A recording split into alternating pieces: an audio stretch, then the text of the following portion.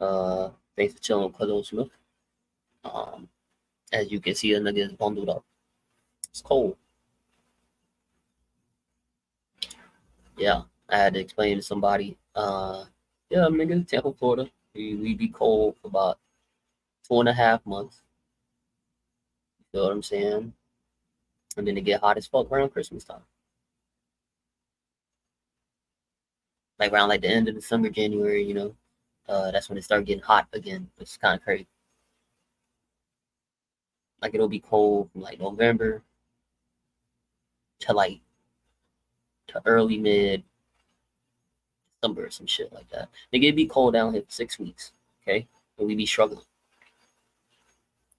Um, a lot of niggas go to the beach around this time still. It's crazy.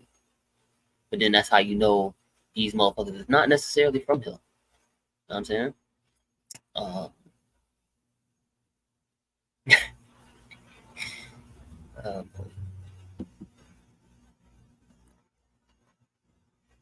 I don't even know.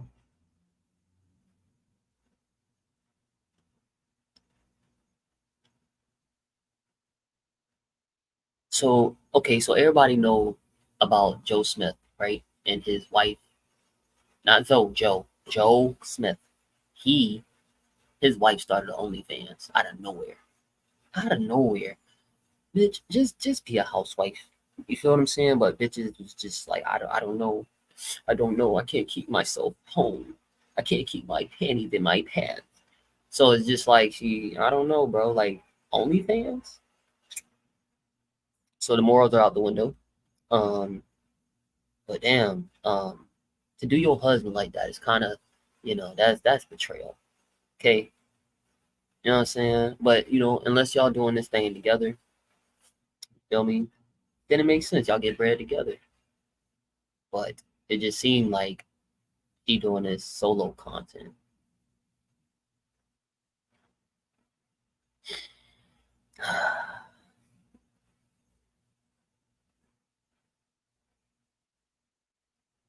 Stuff like that is crazy. But nah, they said that Cameron was trying to hit on Joe Smith's wife. Cameron was trying to hit on the wife, bro. But I hope this wasn't back in like, paid in full days, because then she gave it up. She definitely gave it up. That's the case.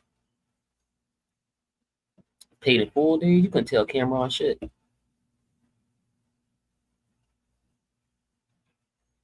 And then the nigga with the whole pink suit, you know what I'm saying, with the pink bandana type shit. Like, I mean, not bandana, headband.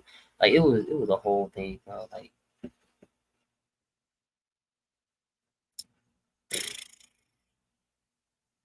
niggas was losing a bitch left and right to Cameron back in the day. That's the crazy shit.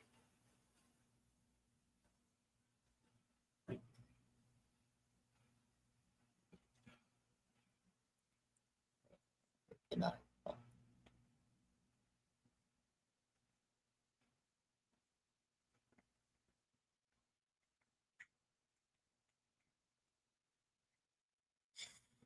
Mhm.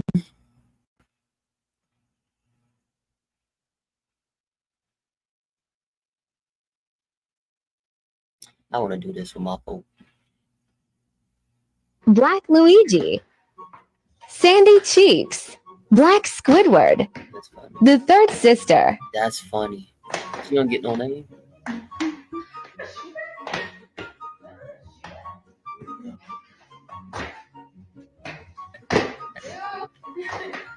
No, Jazz, I know you said. Almost hit it. Oh. Hey, oh, yeah. Oh. Okay. Oh! Ah! Oh. Okay. Oh. Go win, nigga. Yeah.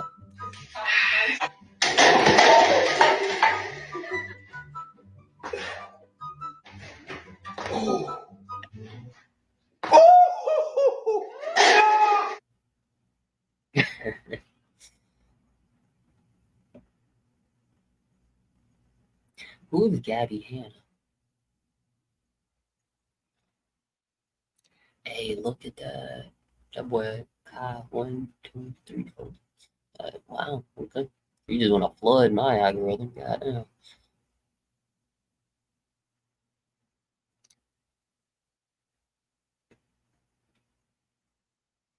The first black actor forced to wear a dress.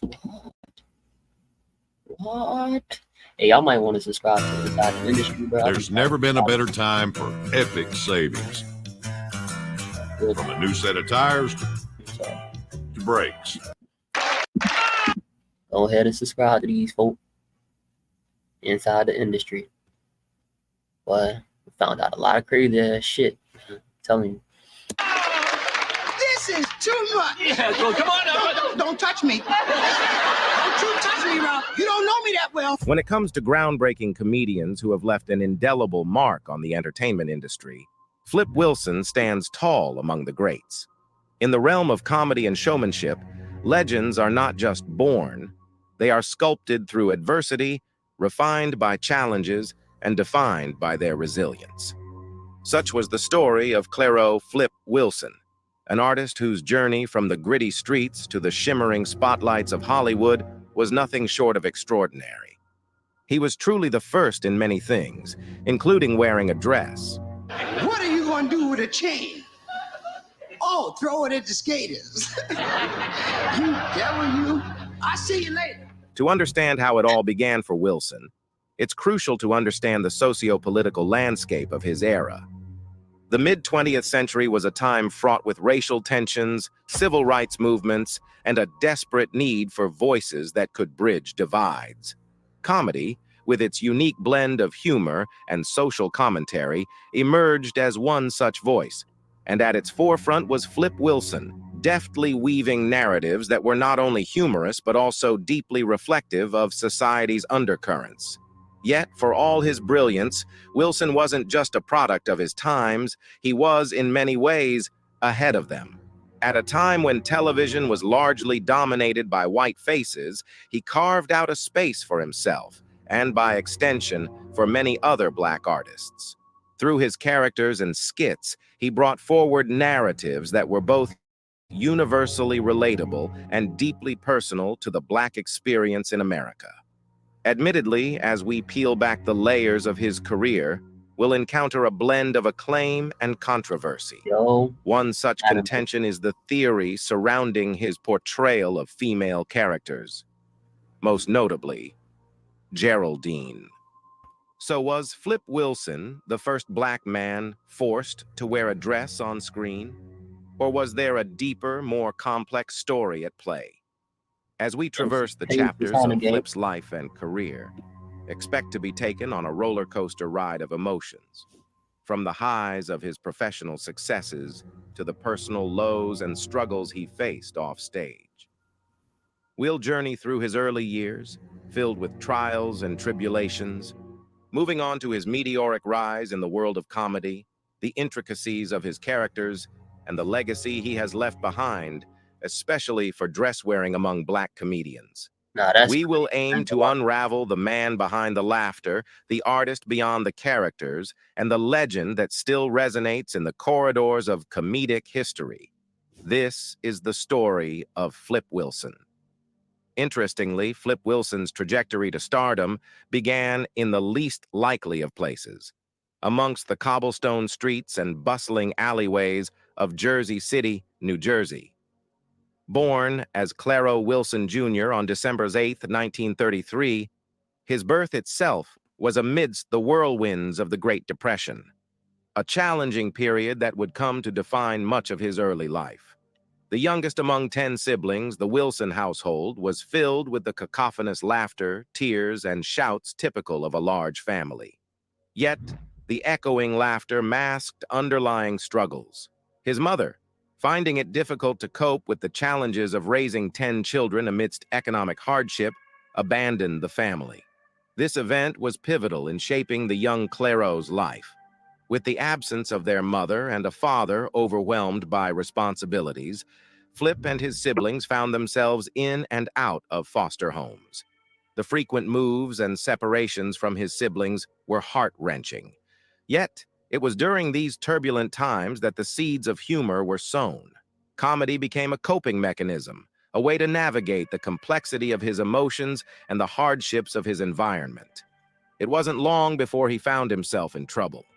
A mischievous spirit, combined with the lack of stable adult supervision, led young Claro to several run-ins with the law. These led to his eventual placement in a reformatory. Admittedly, this period was one of introspection and transformation. Away from the familiar streets of Did all Jersey the City, reforming I need the fit in the back of the reformatory, car. while harsh, And provided then either had to structure take me to and the station. discipline. Well, like, It was yeah, a stark I'm good. contrast I to have the no freedom and chaos he was accustomed to. But even within the confines of the reformatory, Claro's zest for life What is this? But even within was a stark What is contrast he? to the freedom and chaos he was accustomed to. But even within the confines of the reformatory, Claro's zest for life was evident. He would often regale his peers with stories, adding humorous twists that left them in splits. This was the genesis of a comedian, the realization that he could turn his challenging life experiences into stories that could entertain and resonate with others. As he approached his teens, the desire to escape his circumstances grew stronger. The lure of the vast world beyond the reformatory walls, beyond Jersey City, was irresistible. And so, at the tender age of 16, with a forged birth certificate in hand, he enlisted in the United States Air Force. Yeah, This decision would set him on a path far removed from the challenges of his youth. The Air Force exposed him to a plethora of cultures and experiences.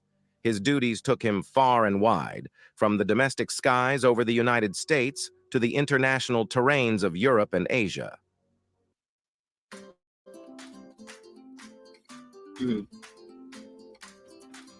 You see, join the military because we didn't have much. That's the only reason why a nigga joined. Yet it wasn't the thrill of the aircraft or the allure of foreign lands that captured his imagination. It was the camaraderie, the close-knit community of servicemen that left an indelible mark on him. He quickly became the life of the barracks, his comedic routines providing much-needed respite to his fellow airmen. It was here, amidst the roaring engines and echoing laughter, that Geraldine was born. What? This character, a sassy, no-nonsense woman, would later become one of Flip's most iconic creations. Interestingly, Geraldine's inception in the male-dominated Air Force environment was a testament to Flip's observational wit and his ability to draw from his surroundings. His time in the service was transformative. From a young boy searching for stability to a young man with a newfound passion, the Air Force years were pivotal. By the end of his stint, it was clear that the world of comedy beckoned him. The stages and spotlights of Los Angeles were a far cry from the reformatory walls of Jersey City. But Flip Wilson was ready. When the comedian set foot in Los Angeles, it wasn't the shimmering city of dreams that many imagine. Shockingly, it was a city rife with racial tensions, socio-political upheaval, and challenges. Yet, the vibrant entertainment scene was alive and thriving, and in it, Wilson saw not just an opportunity for fame, but a platform to make his voice heard. Initially, Michael. the comedic scene was domineered by established figures, leaving little room for newcomers. But this didn't deter Wilson. He took to performing in smaller clubs, often to tight-knit audiences who came for a few laughs after a hard day's work. He became a regular at local joints, and the dimly lit stages of these clubs became his training ground. With every performance, he honed his craft, refining his timing, delivery, and rapport with the audience. As Wilson continued performing, word spread about this new comedian who could weave humor effortlessly with contemporary issues. One of the hallmarks of his comedy was its relatability. He touched on everyday topics, from relationships to the quirks of city life to deeper societal concerns. People didn't just laugh because he was funny. They laughed because he voiced thoughts and experiences that resonated with their own lives. The 1960s, in particular, was a decade of profound change. As the civil rights movement gained momentum, there was an increasing demand for Black voices in popular culture to authentically represent their community. Wilson, with his finger on the pulse of society, didn't shy away from incorporating these themes into his routines. Shockingly, while many comedians steered clear of controversial subjects, Wilson embraced them. His comedy was more than just about evoking laughter, it was a commentary on the times. Within this backdrop, Geraldine became an essential part of his routines. More than just a humorous character, she was a reflection of the strong Black women of the time, challenging societal norms and making their presence felt. She wasn't just sassy, she was assertive and self-assured. Through Geraldine, Wilson celebrated Black femininity while also addressing broader societal prejudices with a humorous twist. Intriguingly, the very act of a man donning a dress to portray a woman was in itself a statement, breaking gender barriers and challenging traditional stereotypes. His growing reputation caught the attention of fellow comedians and agents. This network was vital in a time when personal connections often dictated opportunities. Among those who took note of Wilson's talent was the influential comedian Red Fox, known as the King of the Party Records. Fox's endorsement provided a significant boost to Wilson's career. In an industry where competition was fierce, having a seasoned comedian vouch for his talent was invaluable. The late 60s saw a gradual shift in his fortunes. Television, which was becoming the dominant form of entertainment, beckoned. His appearances on The Tonight Show and The Ed Sullivan Show introduced him to a nationwide audience. These weren't just platforms for him to showcase his comedy. They were opportunities to challenge and change perceptions. With the dawning of the 70s, Wilson's persistent efforts culminated in the creation of The Flip Wilson Show, a variety series that showcased his talent on a grander scale. The show was groundbreaking in several ways. At a time when Black-led shows were rare, it not only provided representation, but did so without pandering to stereotypes.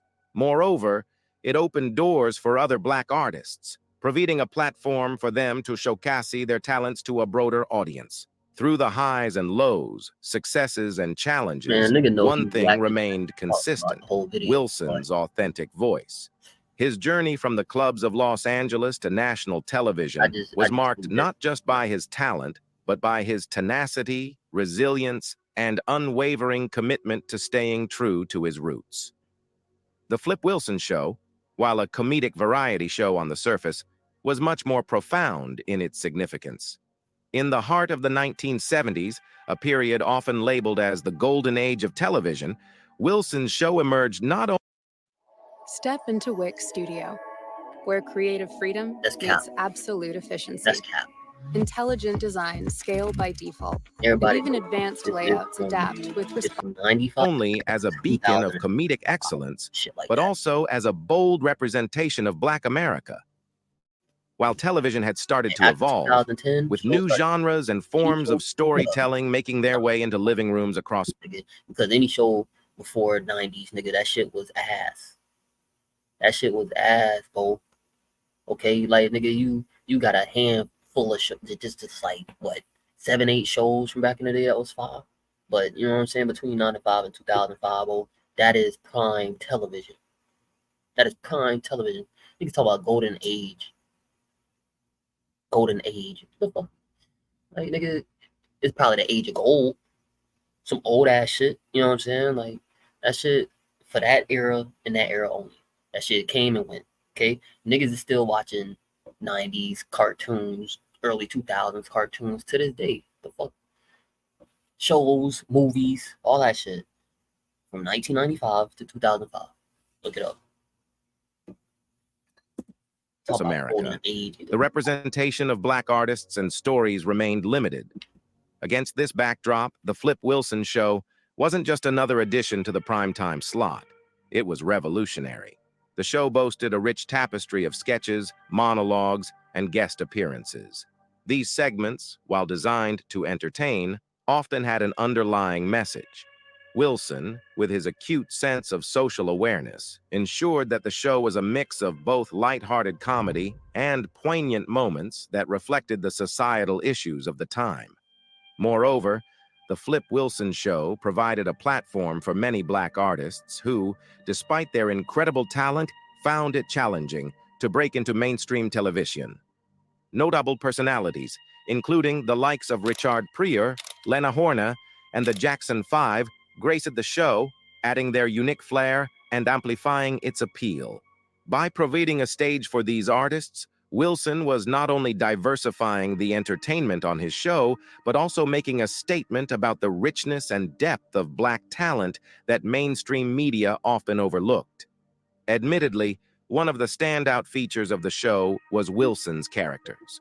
While Geraldine remains the most iconic, characters like Reverend Leroy, the self-proclaimed pastor of the Church of What's Happening Now, showcased his unparalleled ability to capture and portray the diverse facets of black culture.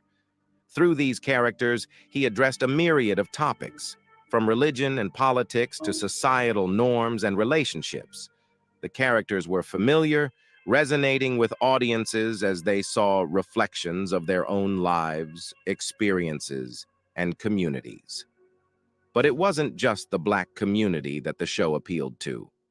Its universal themes, coupled with Wilson's broad appeal, ensured that it resonated with audiences across racial and demographic lines.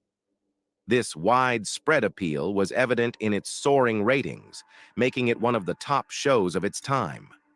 Intriguingly, the show also impacted the broader television landscape. Its success paved the way for other black-led shows and challenged the industry's status quo.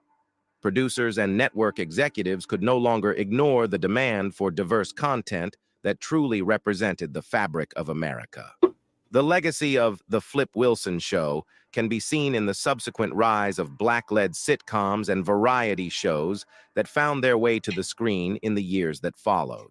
Oh my However, God, I can't stop thinking about that. beyond ratings and its impact on television, the show had a more profound societal impact.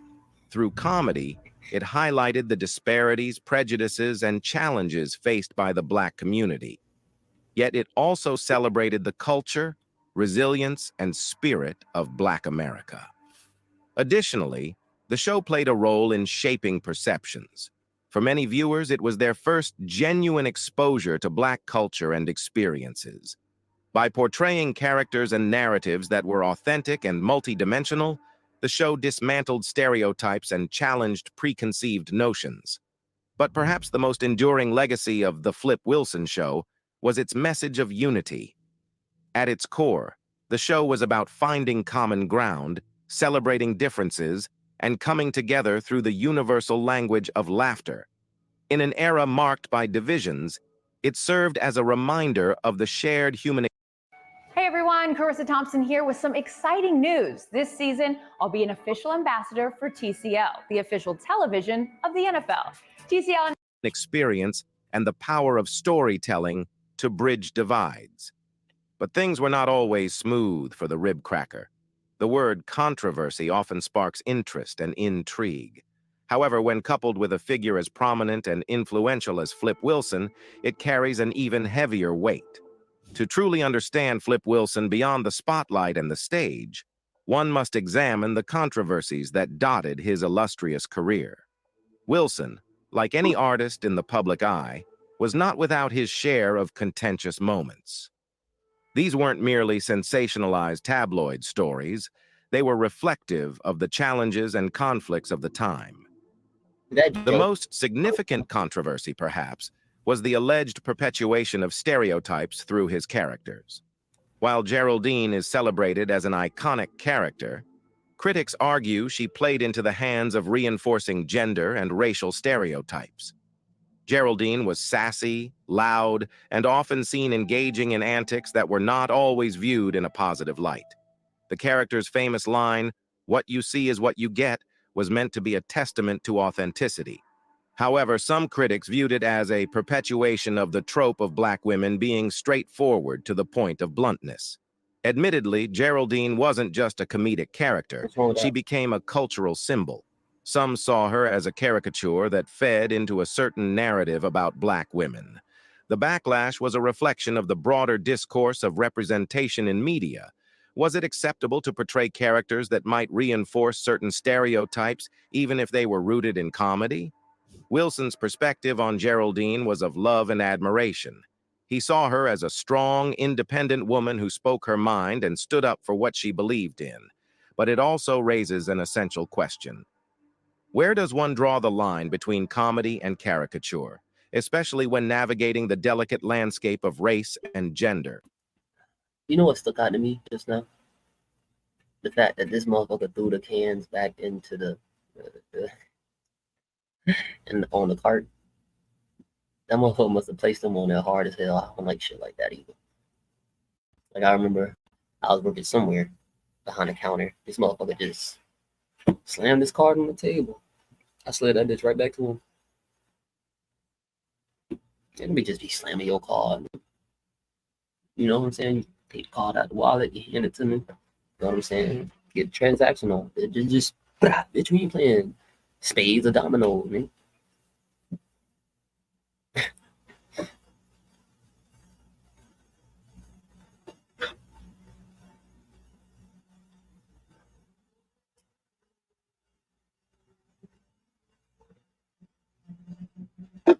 Ain't watching. What the hell was that? Ooh. All right, y'all. Today I'm trying Bussin' Q here in San Antonio, Texas. This food truck is known for their Dino Rito, the crispy burrito with mac and cheese and a large beef rib. There's the mac and cheese and rib in there. Oh my god, it's a cheesy bone. All falls off the bone. I got like a whole collection of these now. I don't see what they mean when they say everything is Hey, here in Texas. pause. Mac That's and rib. crazy. This thing is a Ooh. whole baby. This thing is packed to the brim with mac and cheese. It's a very cheesy bite, but when you get to the meat, it's so tender. The tortilla is just soaking up all the grease from the rib. Holding this thing is making my hands so greasy. Oh my, this thing is hot. They did smoke it just how I liked it. Wood. I do like eating it separately. Wood. Oh my god. But the tortilla and the mac and cheese go like so perfectly together. Try their barbecue sauce. Put sauce on it. Got this from their food truck location. It was inside this place called El Camino, just a yard full of food trucks. All right, y'all, today I'm trying Bussin' Q here in San Antonio, Texas. This food truck is known for their Dino Rito, the crispy burrito with mac. I would kill that. I would kill that. Hood niggas want to be rappers. Basketball players want to. I gotta see All right, some y'all, more. today I'm trying I gotta Bussin' see some Q more here in food. San Antonio, Texas. That shit looks so good.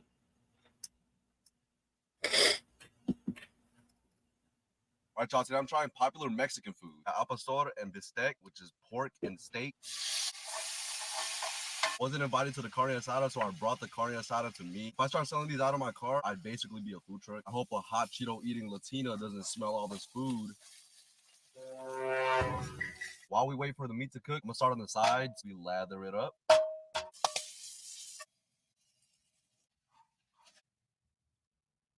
Look at that beauty. Yeah, cheese. Now we cut up some vegetables. These onions. You put it all in his mouth. The meat is all done. Jalapenos, tortillas.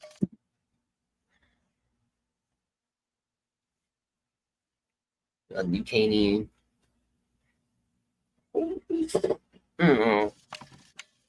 This is everything we made. Some lime on everything. Look at that guac. Nobody does it like me. This guac is addicting. This is as fresh as it gets. Here's our elote. Buttery. All right, y'all, today I'm trying popular Mexican food. Al pastor. All right, y'all, today I'm trying Detroit 75 Kitchen. First are their barbecue chicken egg rolls and lobster, crab, and shrimp empanadas. Egg rolls got everything you could ask for. Barbecue, garlic, peppers, sauteed onions, cheddar cheese. Trying it with their barbecue ranch. Their ranch is a game changer. Seafood empanada and squirted out juices. Here's their homemade remoulade sauce.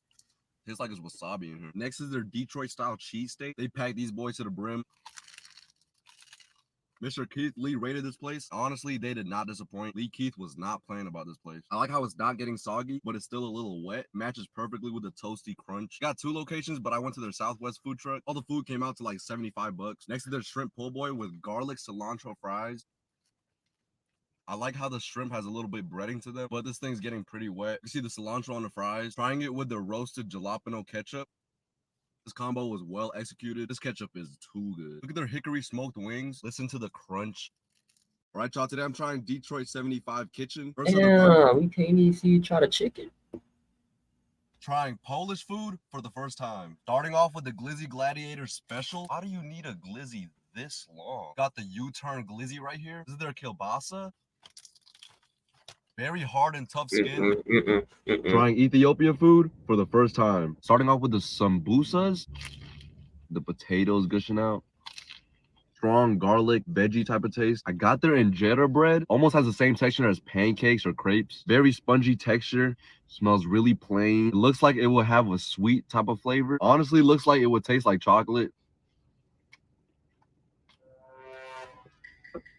I thought this would be bland and plain. It's super sour. The flavor caught me so off guard. Next is the dorowat. This is their chicken in a spicy sauce. Some injera with the chicken.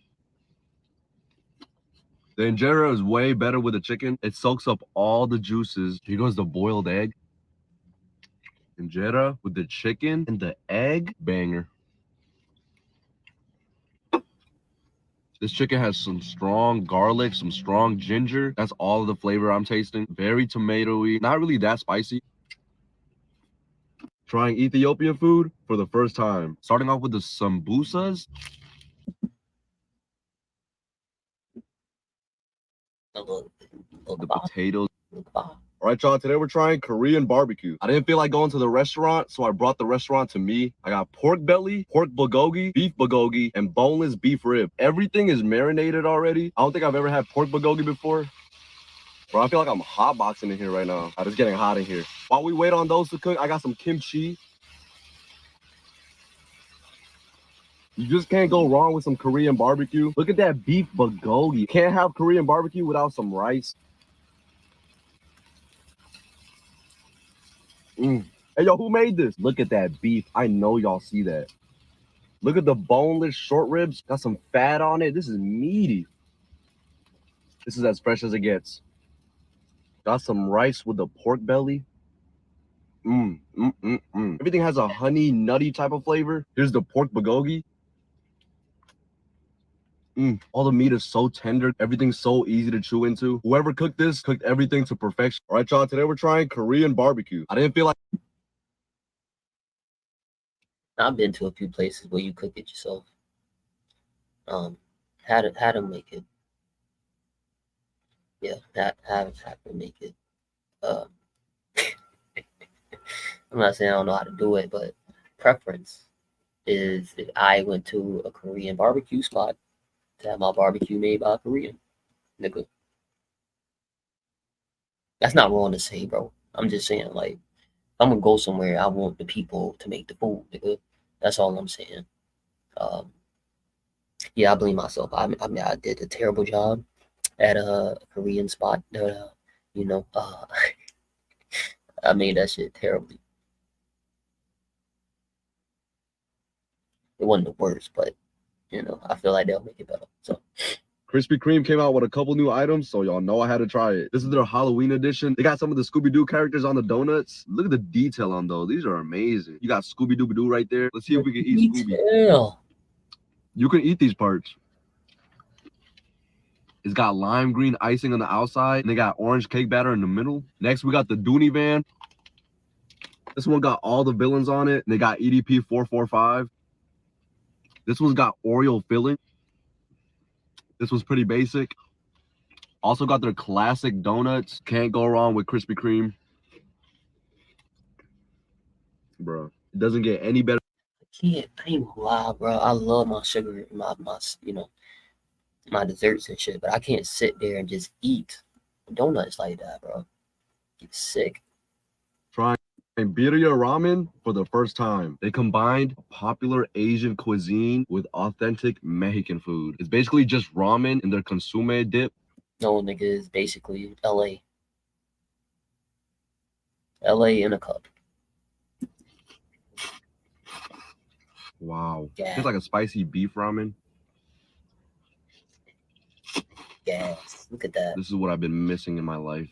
This is crazy. I got this from a food truck called Antojitos in Southwest Detroit. Look at all the birria right there. I did not know what to expect with this combo. This is like blowing my mind. Tastes like I'm eating taco flavored ramen. Also got their birria tacos. Ah, Noodles on the tacos. Oh yeah, this is a violation. Putting it all on right here. doing too much. That's too much. I feel all the cultures in my mouth. Clogged. Even got their asada fries. Very delicious. They use nacho cheese instead of shredded cheese. Trying birria. I like the fact that he used chopsticks for that. It looked like a sin, but you know. Popeyes came out with their Cajun style turkey, so y'all know I had to try it. Since it was frozen, I thawed it out for 12 hours. I roasted it on my engine for 2 hours. Since I am a certified professional, I'm allowed to cook it on my engine. They put a Louisiana Cajun style seasoning all over the turkey. Woo-hoo-hoo. I cooked it to a perfect crispy brown. Look at that turkey leg, bone apple teeth. That seasoning got a kick to it. I ain't gonna lie. I kind of always wanted to try Popeye's turkey, see what that shit like. And that shit looks easy. I ain't gonna say it. This says that it feeds 8 to 12 people. Let's get a piece of that breast. I just need some hot sauce with this. I don't know if it's Uriah that say that shit, but that nigga say C-Y-Y-Y. C-Y-Y-Y. What the fuck? You can't even question if their chicken's real anymore. They got a whole Thanksgiving turkey. You do not see KFC doing this. You can't have a feast without some sides. We got the mac and cheese and red beans and rice. Got the rice with the turkey. Extravagant. Got their mac and cheese. Look at the cheesy goodness. Let's try it with some gravy. The gravy just completes it. I'm actually impressed by Popeye. Popeyes came out with... Why the fuck have I not done this? Why have I not done this yet, my nigga? They've been selling turkeys for years. I've been living around Popeyes for years. Not one time did a nigga go up there and say, hey, let me get a turkey and some gravy. Nigga, the gravy is already fire. The turkey look fire. Hey, the nigga gonna have a different kind of Thanksgiving. Cause I've never had, oh my God, hand rubbed and infused with Louisiana style seasoning. Stop playing with me, man. Come on, bro. I know a lot of niggas who ain't infusing a turkey, you know what I'm saying, with some kind of liquid. Niggas is just, you know, seasoning the outside and put that whole in the oven. Come on, man. Get you on them little injecting, you know what I'm saying? Put some fluids through the turkey, bro. With their Cajun style turkey, so y'all know I had to try it. Since it was frozen, I thawed it out for 12 hours. I roasted it on. Right, y'all, today I'm trying a Texas burger. This is the new McRib. No, but I got this from AB's Amazing Ribs in Dearborn, Michigan. It comes with a patty, caramelized onions, and some large slices. Y'all doing shit like that in Michigan? I mean, I know the water's. Slices of brisket. They put a whole brisket in there. Thing looks like it's about to make a mess. You can see the smoked dark edges on the brisket right there. This thing just busted on my mouth. What the fuck? Hey, yo, pause. Okay. This is actually amazing. That's some really tender meat. It all just really pulls apart. It's so easy to bite into. The brisket fell out. Look at that. Oh my God, that's a whole lot of meat. Oh my gosh. I love this combo right here. The cheese, the onions, the juice dripping from the brisket gives it a really smoky taste. Everything's just coming together so perfectly. This is literally mouth-watering. Got their smoked wings. You can see the layer of seasoning. Ooh, look at that. It's a little bit of a thick dry rub they got going on. These are actually super good. I can literally taste the fire pit. All meat right there. I could Right, y'all, literally today I'm taste trying a pit. Texas That's burger. crazy. This is the new My boy say taste a fire pit. Trying Burger King's ghost pepper meal for the first time. Y'all already know the hatred I have for this company. We're gonna see if they can redeem themselves. This is their ghost pepper Whopper. They brought this back for spooky season since Halloween is around the corner. It comes with a patty, ghost pepper cheese, spicy queso, bacon, and crispy jalapenos between two toasted orange buns. It's got the Halloween theme going on with the black sesame seeds. I don't know how Burger King made this orange, but I don't trust it. That's what the inside looks like. My appointment for my toilet is long overdue. So this right here should rearrange my guts. This diabolical item should do the job. Looks spicy. It looks like it's packing some heat. It's actually not bad. Way better than the regular Whopper. It tastes like it's packed with nachos. Burger King stepped it up with this. It's not too spicy like a real ghost pepper, but every bite you do feel some heat. The spicy queso is super strong, and the crispy jalapenos give it that crunch. All the ingredients taste real to me. Can't believe I'm actually hyping up Burger King. Next are the ghost pepper chicken fries. These ones are pretty orange too. They look spicy. See the pepper seasoning on there. Trying Burger King's ghost pepper meal for the first time. Y'all already know that. I don't like the fact that he'll try some shit and not tell us how it tastes. I don't like that, cuz. I know, you know, did the whole thing, describing everything, very descriptive and shit, but you know, the last thing you could have told us what that was. Trying In-N-Out for the first time. Got their double. I got it in their animal style because they just add their sauce and some onions. Heard mixed reviews about this place. I gotta see what the hype's about. I always see this on social media and stuff. Smells like caramelized onions. She's a beauty. She's a pretty thick one right here. Hey, so I don't know if y'all can hear this, but yo, my neighbor be smoking motherfucking cigarette. That shit be so stink. Like y'all gotta understand how stink that shit be, bro. Like that shit is bad, dog. Like it's bad, bro. Like you know how like some says like they alright, like you can tolerate that shit. This shit here deadly, nigga. This shit here deadly. Like the cigarette smell like cancer, like type shit. You feel what I'm saying? Like this bitch right here. So I can't really say that shit like loud as fuck. But like, bro, that shit, like you know this whole getting cancer. Like that shit is bad, bro. That shit bad. All right, so back to this video. Hell yeah, man. In-N-Out. I ain't never had that shit, but I know when I go to LA or wherever that shit at, I'm gonna get some. It's not bad. Their sauce is Thousand Island sauce. It's just dripping. It's very wet. The burger was decent. Tastes a lot like Five Guys. Shake Shack has better burgers. There was nothing too special about it. It's a good burger. Could use a little bit more seasoning. Next are the animal fries. Just like the burger, they added the onions, the Thousand Island sauce, with cheese on top. They're real skinny and short. The animal style is way better with the fries. I wish I added squeezed cheese or liquid cheese instead of like a slice of cheese. The cheese just got everything stuck together. Still very good though. I see why there's mixed reviews about this place. It is kind of overhyped. It could be way better. Trying In-N-Out for the first time. Got their double. I got it in their animal style because they just add their sauce and some onions. Heard mixed reviews about this place. I gotta see what the hype's about. I always see this on social media and stuff. Smells like caramelized onions. She's a beauty. She's a pretty thick one right here. About that. I don't even know what that is. It's not bad. Their sauce is Thousand Island sauce. It's just dripping. It's very wet. The burger was decent. Tastes a lot like Five Guys. Shake Shack has better. All right, y'all. Today I'm trying Bussin' Q here in San Antonio, Texas. It tastes like Five Guys. Yeah, I don't want that shit. I don't want that shit. And that's the thing. I don't really like greasy ass burgers like that. Overly greasy burgers, bro. X is their famous turkey leg. It has their secret sauce on there. Let's see if it passes the test. Holy shit. Oh my god. Oh, I just nutted.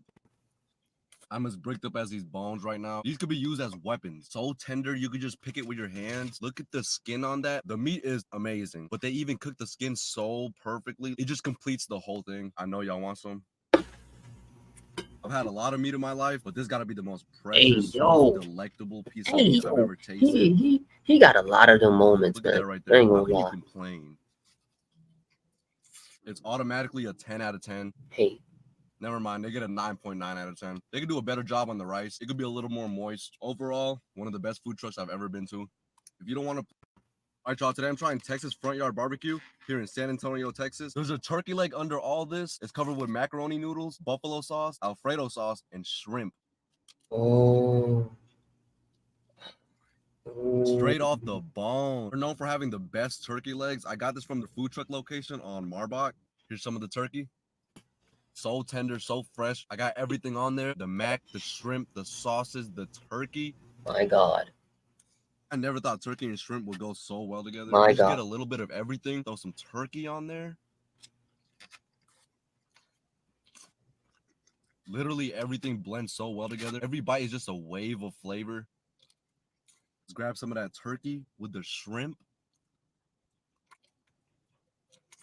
Seasoned to a perfection, not too salty. Even the noodles are cooked so perfectly. Not too soggy, not too hard, just magnificent. All right, y'all. Today I'm trying Texas front yard barbecue here in San Antonio, Texas. There's a turkey leg under all this. It's covered with macaroni noodles, buffalo sauce, Alfredo sauce, and shrimp.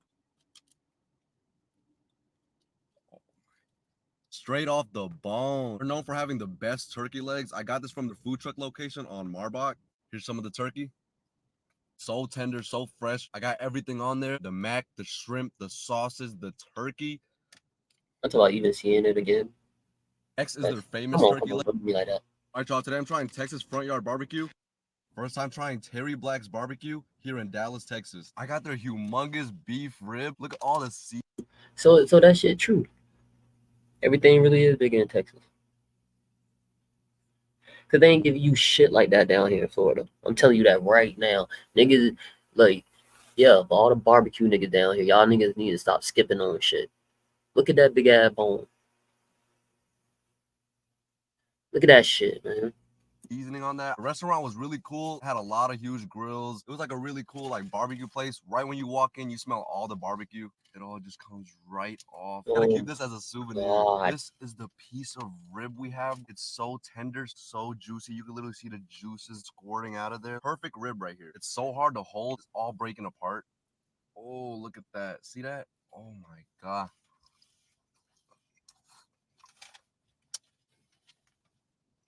Now this looks a lot like your girl. Barbecue on there, some onions, pickles, squeeze some jalapenos on there, and I got their spicy barbecue sauce. Ooh, look at it! Oh my God! Now this is barbecue. How it tastes, boy. How that shit tastes, boy. This is their brisket. Look at the You charred see, edges right there. cuz. You see how like you descriptive all this other shit, but when it be some shit I wanna hear, you skip it. Like what come on, bro. When you eat something like that, and I'm talking about you close your eyes with it, nigga, you explain what taste you feeling. I mean what taste you tasting and what feels you feeling. I'm talking about a nigga had a whole, you know what I'm saying, little orgasmic bite. Or orgasm yeah, he had a big bite and then motherfucker wanna act like he don't wanna explain how he feel. I feel left out. There, I got a pound of brisket. These are some thick pieces of brisket. Look at this beauty. First time trying Terry Black's barbecue here in Dallas, Texas. First time trying Post Malone's Cowboys themed Raising Cane's here in Dallas. Post Malone got a meal? Ooh. Texas. The attention to detail is incredible. The inside was an experience. Even the menu was all Cowboys themed. I got the Cane's chicken sandwich. Instead of the regular buns, I switched them out for toast. It makes the sandwich a little bit more buttery. The attention to detail is actually impressive. Even in the bathroom, it had it laid out like the Dallas Cowboys locker room. Some sauce with a side of chicken. What? Oh my God. If you don't like Cane's, you're just a hater. Then we wash it down. It gave with him the a whole Post cup of Malone gravy, bro. Cowboys cup. They Where's even that have a vending salt? machine where you can get little souvenirs. I even got their shirt. Look at the back. The place was just really cool. It was all blue inside. They had all of Post Malone's and the Dallas Cowboys achievements all on the walls. You already know Cane's always smacks. They just opened up about a week ago. It's really creative, really genius. I rate the whole thing a 10 out of 10. You just can't hate it. The energy, the vibes were all nice. I like it. First time trying Post Malone's Cowboys themed Raising Cane's here in Dallas, Texas. The attention to detail is incredible. The inside was an experience. Even the menu was all Cowboys themed. I got the Cane's chicken sandwich. Instead of the regular buns, I switched them out for toast. It makes the sandwich a little bit more. First time trying food at the Texas State Fair. This lobster was $70. I'm about to go Hey, but what's all that on there? Is that like ketchup and mustard? bankrupt after this. Let's dip it in. Look at the fried lobster. You can fry anything these days. This better be worth it. Very crispy. Has a really fishy and Cajun type of taste. Next is the lobster corn dog. We dip it in. Lobster stuffed glizzy. Oh my god. This thing is very girthy. Lots of breading. Tastes like a crab cake. The corn dog was $15. Got the fried pho. They really put pho noodles in a burrito. Some sriracha, some of this sauce, then a lime. Oh, I didn't even know you could do this. I didn't know you could put noodles in a burrito. Oh my god. Then we dip it in the broth.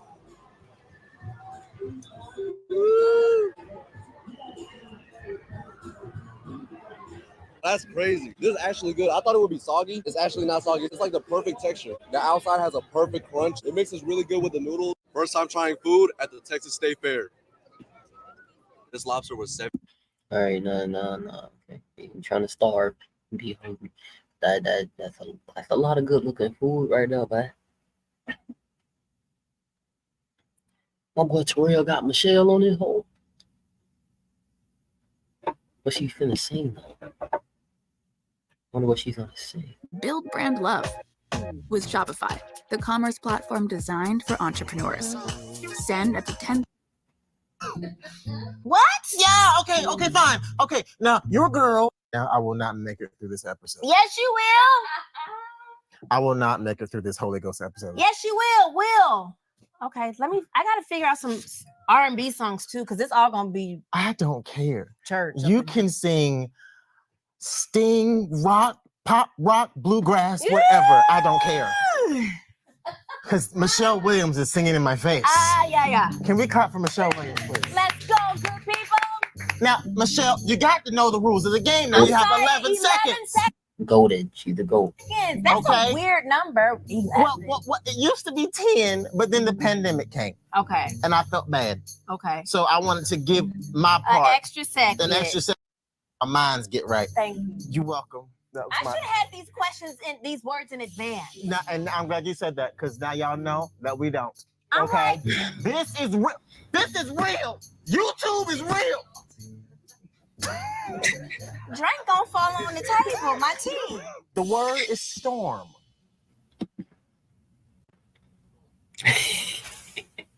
Oh, Michelle. It's over now. It's over now. I feel like I can make it. The storm is over now. Should have figured that out. But then I got a song called Purpose in Your Storm. Why did not come You up can with that? make it. Stop complaining. There's a purpose for your life. Yeah. Sing. Mom is spitting where you're going. It's going to be all right. Yeah. Dun-dun. He'll never put more on you than you can bear. Dun-dun. It's temporary. It's going to get better. Yes, it will. Yes, it will. Why he had to do the little shoulder roll, bro? You can't do that in no. Is that a Christian song? She's singing like a Christian song because this nigga did the whole shoulder roll. You ain't supposed to do that, boy. What the fuck?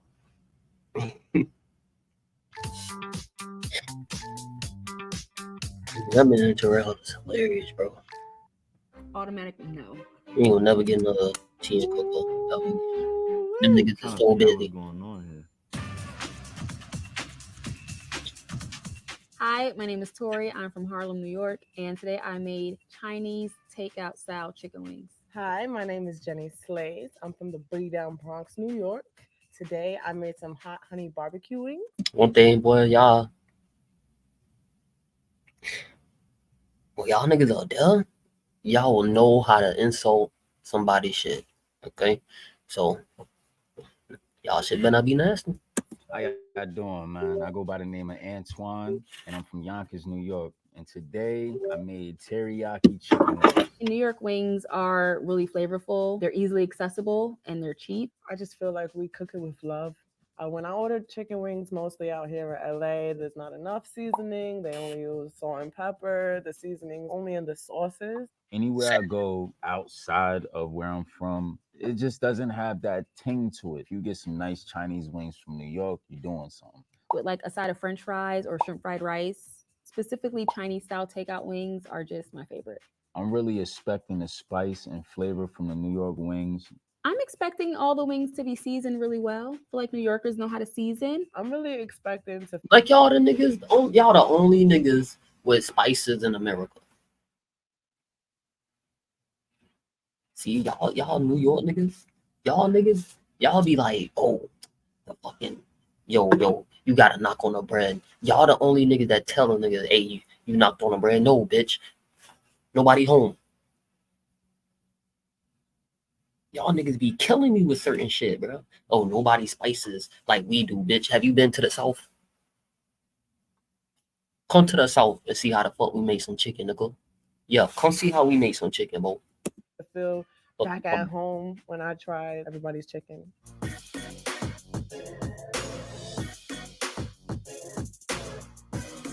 I swear, nigga, when I go out there, boy, everything better be gas. Everything better be so motherfucker fire. I better not even want to come back home. I swear to God. Everything better be gas. I'm telling you. So these chicken wings were inspired by Chinese style takeout wings that you get at every Chinese restaurant in New York. Amazingly seasoned and double fried. I did not cheat by drenching them in sauce. What you get is the wing flavor. You get the flavor of the seasonings. So I do think that I'm going to win today just based on nostalgia alone. I think that because people love these kind of wings that they will gravitate towards this.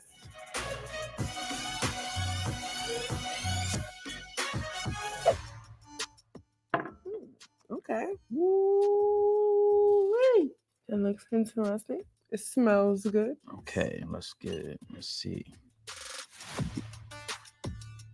Okay, we got some now. It has more of an aroma than a taste. The best thing about these Chinese wings right here is the juices. There's like a really good, like a glaze or something. Because the skin is tasting like I can taste like definitely garlic, definitely onion. But I think she used like a soy sauce or something. It has like a hint of sweet taste to it, not so spicy. The meat is kind of, bland. It doesn't have much spunk when you bite into it. If I was to order wings and this is what I received, I honestly would ask them to either remake the wings a little bit more crispy or reimburse my money back. I'd give it a good 6.5. They do have a New York swag to them. Give it like a 7. It's just missing the spice to it. I mean, these are good wings, but come on now. You want to compare them to my wings?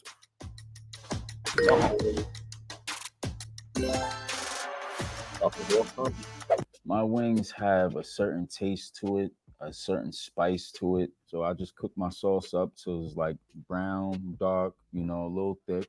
This is not my go-to, but teriyaki wings, sometimes I'll make it plain and simple. I'm confident that my wings is gonna win today.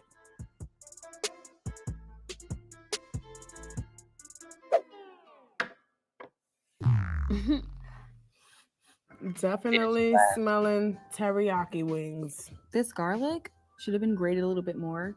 Pull test. Okay. That's a good pull test. Automatic no. Damn. Let me taste it again. Let me not be so mean. Hold on. So the chicken definitely has taste. It's flavorful. Mm-hmm. No, that's some good chicken. So I think there's an over-reliance on the sauce and not the actual chicken itself. And that's always a no-no. It's not giving.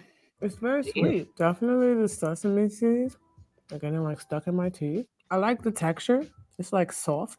So I'm going to give a little grace to the person who made this because I feel like at a restaurant, they would come out piping hot. It tastes like it took time and energy into seasoning the meat. I pay like $12 for 6 of these wings at a restaurant.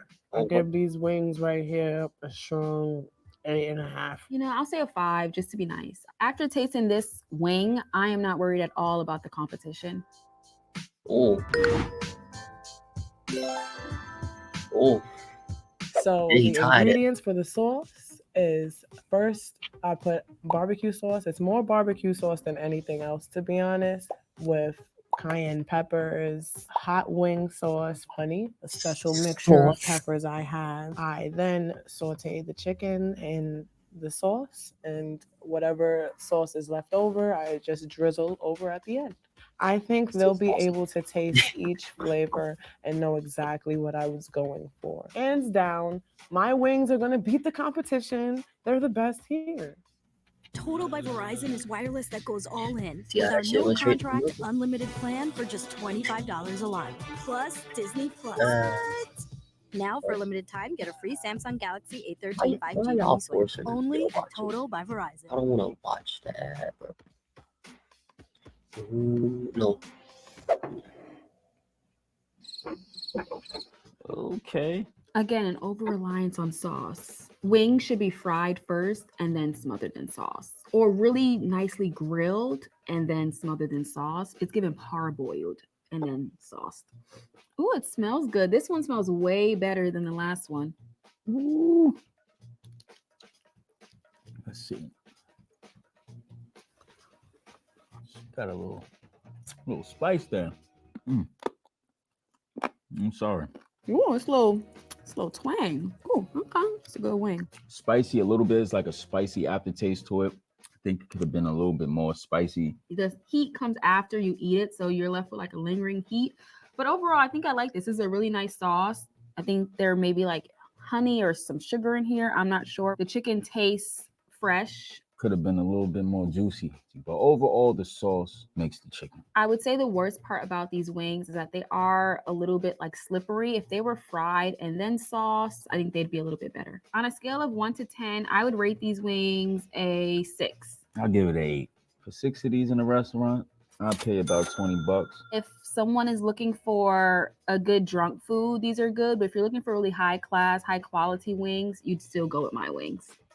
High quality. High class. Okay, first of all, dude.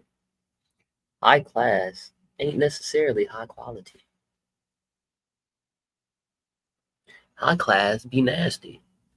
High class be last wings. High class don't really be having no seasoning.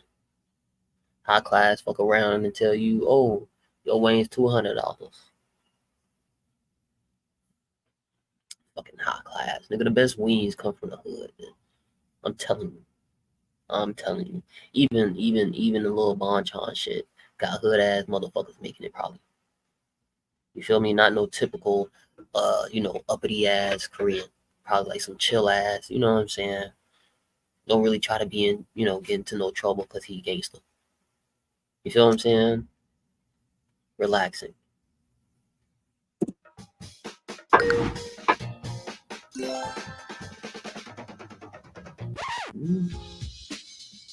Hey, yo, what's up, Cocoa Butter? It's King Combs. I'm from New York City. I'm a rapper, entrepreneur.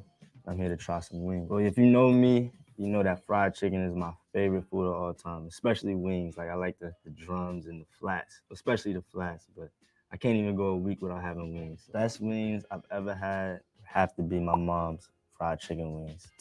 Crazy. But what's epic about my mom's wings is she uses like the Goya seasoning, and it makes it kind of like orange. And it's fire. Like, you don't even need no hot sauce. You don't need nothing on it. So yeah, it gotta be the right texture. Not too crispy, not too soft, but like kind of in the middle.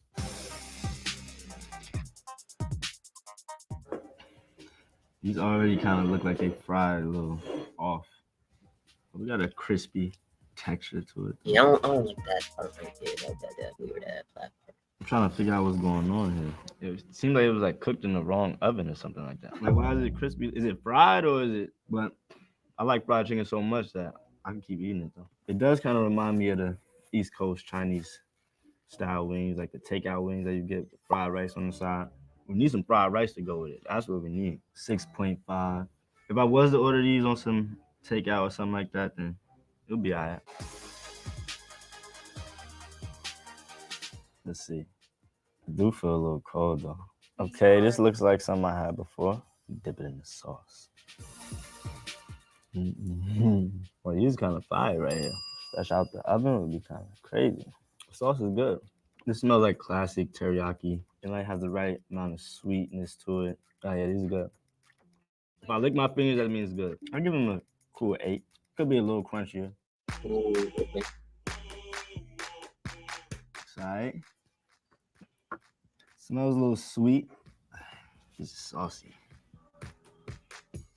I don't know if it's cooked right. This shit kind of like slimy. No, I don't really know about these. I kind of see where the hot honey is going, but I'm getting teriyaki.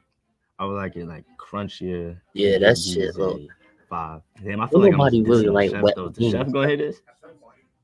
Oh, what? I had a great time trying out my favorite food, Bad Boy. You know what I'm saying? I ain't gonna lie, them wings was watery as fuck. Them bitches look mad watery.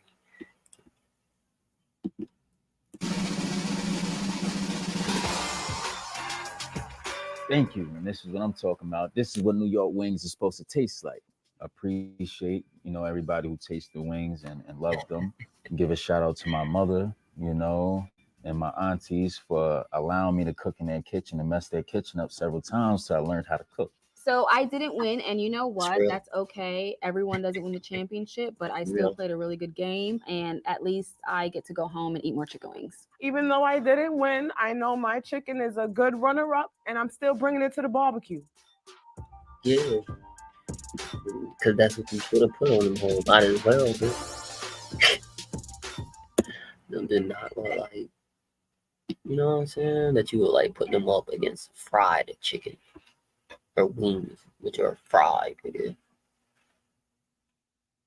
Yeah, they saying that it was a second killer in the OJ case. I'm not watching that shit, but I do not want that karma.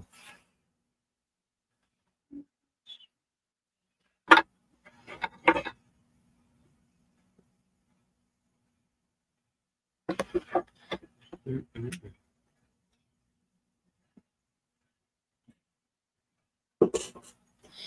All right, we got one more.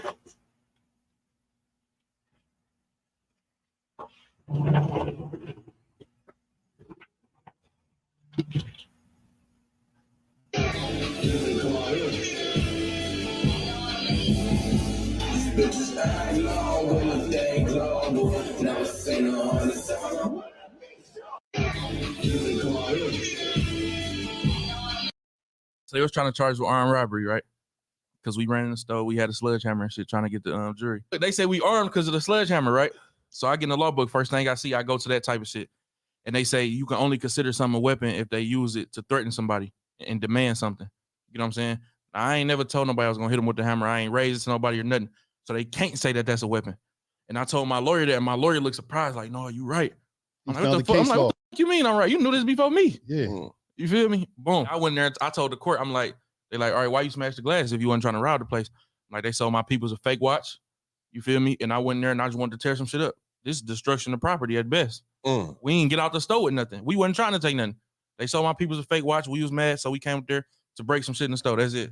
They bought it. They went for it. They had no choice, though. So they was trying to charge us with armed robbery, right? Because we ran. Hey, them niggas can't look at that and. How about you be a real man and provide for your child? What's wrong with you? What's wrong with you? What kind of man are you? Cut your hair, pull your pants up, strap your boots up, and be a man. Provide for your child. Provide for your child. Go to work, sinner. Go to work, sinner. Stop playing video games. You're playing a little bit too much 2K. You're playing a little bit too much 2K, and you don't want to do nothing for your children. You don't want to do nothing for your children. What do you want, boys? What do you want? We're having a conversation. You want to stop every conversation I have, huh? You want to stop every conversation I have, don't you? Go over there, kid. Go over there. Nothing illegal happening here. Nothing illegal happening here. Just a guy on the sidewalk talking to somebody. But you want to come over here. No, we don't like baby killers. We love black people more than you love black people. We love black people more than you love black people. You hate black people. You want to murder your own black baby. How about that? You murder your own black baby. You say we hate black people. We're out here trying to get you not to murder your child, man.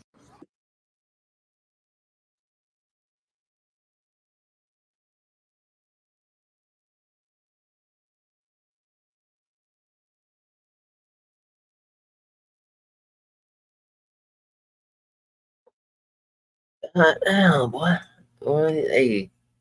Hey, what? That there is no comeback for that one. Well, what you gonna say? So, what you gonna say? I mean, you have no response to some shit like that. Jesus Christ.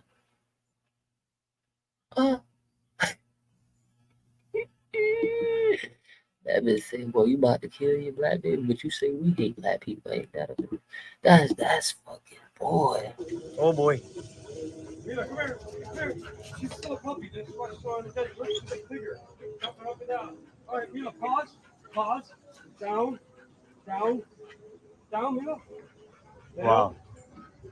All right, Mila, walk. Anywhere go. Mila, walk.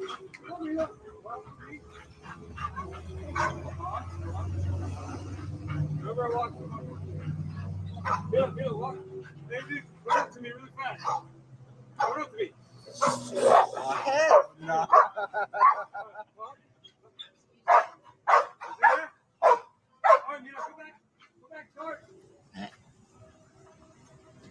That's hilarious. Oh boy. That motherfucker's trained, boy. That motherfucker's trained. Wow, he's coming right up to me. Wow, and give him a hug. That's getting a little painful there. I'm sorry, are your arms not long enough yet? Are you still just an adorable little tiny baby kangaroo to me? Whoa, is that Kevin? Hello, sir. I'm going to grab your head. It's hurting me quite a bit. It's holding on to my pants ever so gently. Whoa, is that the baby? Kevin and the baby are both attacking me at the same time now. This is new. Oh, there he goes. He's gone. Yeah, he did not like that. You better back off. The baby certainly could become a 200-pound giant that's about my size. Good thing is, I'll be ready by the time he gets that big. Wow, he's coming right up. That's some real shit, but your ass better be ready. Or your ass fuck around and he mauling. Yeah, man, but that's all for me tonight, man. Y'all have a good night. Good sleep. Feel me? Y'all take care.